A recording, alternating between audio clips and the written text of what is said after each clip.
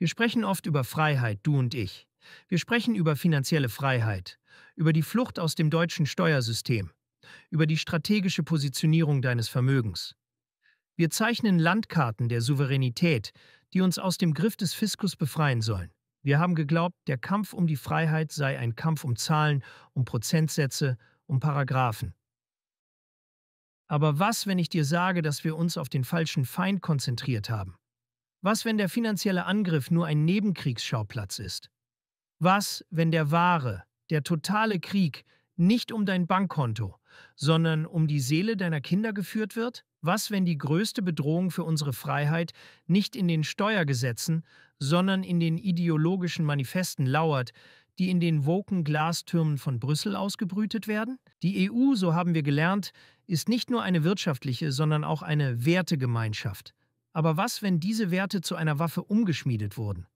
Einer Waffe, die auf die fundamentalste Einheit unserer Zivilisation zielt, die Familie. Vorhang auf für den nächsten Akt im großen Theater der europäischen Zentralisierung. Das Drehbuch hat einen unscheinbaren Titel: LGBTIQ plus Gleichstellungsstrategie 2026 bis 2030. Es klingt wie ein trockenes, bürokratisches Dokument. In Wahrheit ist es eine Kriegserklärung. Eine Kriegserklärung an die Eltern, an die Biologie und an den gesunden Menschenverstand. Lass uns die beschönigende Sprache beiseite schieben und einen Blick auf die brutale Realität werfen, die dieser Plan für uns bereithält. Der erste und schockierendste Angriff zielt direkt auf das Herz der Familie, auf unsere Kinder. Der Plan sieht vor, jegliche Altersgrenzen für die rechtliche Geschlechtsanerkennung aufzuheben. Dein Kind oder dein Enkel könnte in der Schule einfach so entscheiden, dass es ab heute dem anderen Geschlecht angehört, und der Staat würde gezwungen, diese Entscheidung rechtlich anzuerkennen, basierend auf reiner Selbstbestimmung. Aber es wird noch schlimmer. Der Plan schlägt vor, sogenannte Konversionstherapien zu verbieten. Das klingt gut, aber die Definition ist so weit gefasst, dass sie jede Form von kritischer, abwartender psychologischer Begleitung kriminalisiert. Stell dir vor, du sitzt am Küchentisch und deine 13-jährige Tochter erklärt dir, sie sei ein Junge, beeinflusst von TikTok-Trends und dem sozialen Druck in ihrer Klasse. Deine natürliche Reaktion wäre, mit ihr zu sprechen, Fragen zu stellen, professionelle Hilfe zu suchen. Aber genau das, dieses vorsichtige, therapeutische Gespräch, könnte unter diesem neuen Regime als verbotene Konversionstherapie gelten. Es ist die erzwungene Affirmation, die dein Kind auf einen direkten Weg zu Pubertätsblockern und irreversiblen Operationen schickt. Und was passiert mit den Ländern, die sich diesem Wahnsinn widersetzen? Brüssel hat die Antwort parat: Bestrafung. Der Plan schlägt vor, Gelder von diskriminierenden Regionen zu blockieren. Es ist die offene Drohung, den Willen des Volkes durch finanziellen Zwang zu brechen. Du denkst, das ist nur eine ferne Bedrohung? Dann hast du die Stimmen der Menschen an der Front noch nicht gehört. In den digitalen Schützengräben, in Elternforen und auf Reddit kocht die Wut bereits. Eine Mutter schreibt: Mein Sohn ist 12. Letzte Woche wollte er Astronaut werden, diese Woche Feuerwehrmann. Jetzt sagt die Schule, wenn er morgen Prinzessin sein will, müssen wir das als seine neue Identität akzeptieren. Das ist keine Gleichberechtigung, das ist Kindesmissbrauch unter staatlicher Aufsicht. Ein anderer User, ein Lehrer, postet anonym: Ich sehe die soziale Ansteckung in meiner Klasse jeden Tag. Ein Mädchen beginnt, sich als non-binär zu identifizieren.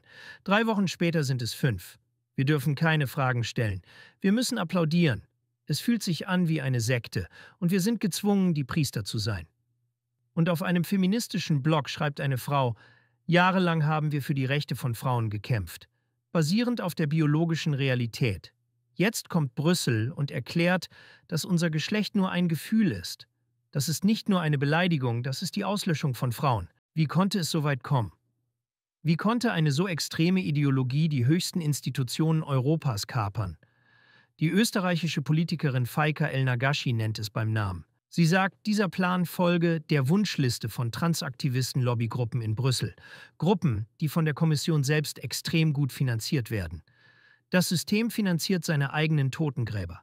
Diese Ideologie wurde, so El-Nagashi, über Jahre hinweg durch Soft Law in die europäischen Institutionen eingeschmuggelt, ohne Debatte, Transparenz oder Rechenschaftspflicht. Und was in Brüssel passiert, bleibt nicht in Brüssel. Die Folgen sind verheerend.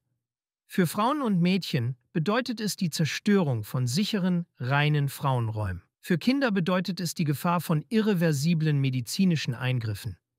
Und für Lesben und Schwule bedeutet es die absurde Behauptung, dass ihre gleichgeschlechtliche Anziehung plötzlich transphob sei. Währenddessen werden kritische Stimmen, Feministinnen, Wissenschaftler, besorgte Eltern zum Schweigen gebracht, diffamiert als rechtsradikal.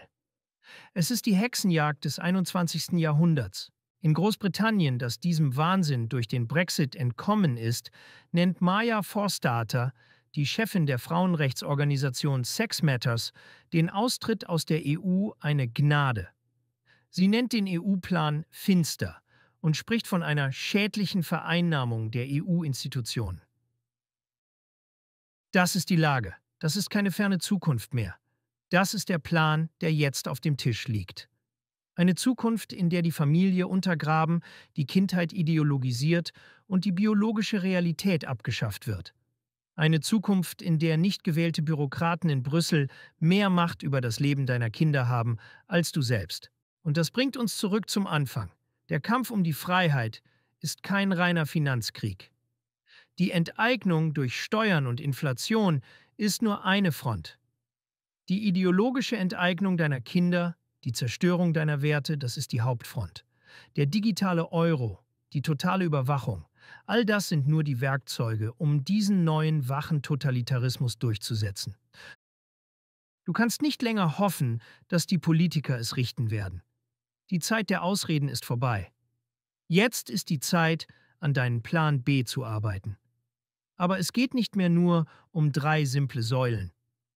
Es geht um ein komplettes System, ein Arsenal an Werkzeugen, um deine Freiheit, dein Vermögen und vor allem deine Familie vor diesem Wahnsinn zu schützen. Genau dieses System lehren wir in unserem Seminar Das Schweizer Taschenmesser. Es ist das Konzentrat aus jahrelanger Erfahrung. Wir zeigen dir die 7 entscheidenden Werkzeuge, die du brauchst, um in dieser neuen, gefährlichen Welt souverän zu bleiben, unter anderem weitere Staatsbürgerschaften, internationale Aufenthaltstitel und Banking jenseits der EU.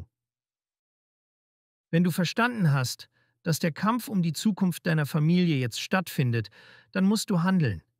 Es gibt noch Oasen der Vernunft auf dieser Welt. Orte wie Dubai, wo Leistung zählt und nicht Ideologie. Orte wie die Philippinen, wo der Familienzusammenhalt noch heilig ist. Orte wie Serbien, das stolz seine eigene Kultur verteidigt. Orte wie Sansibar, die weit entfernt sind vom Brüsseler Wahnsinn.